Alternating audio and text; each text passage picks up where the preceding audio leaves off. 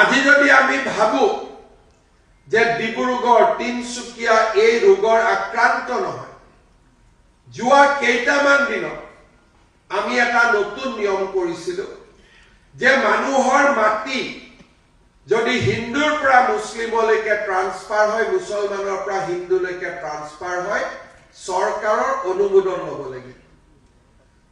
মই পৰিসংখ্যা দেখি আচৰিত হৈছিলো যে তিনিচুকীয়া জিলা আটাইতকৈ বেছি মুছলিম মানুহে হিন্দু মানুহৰ পৰা মাটি কিনাৰ বাবে আবেদন কৰিছে।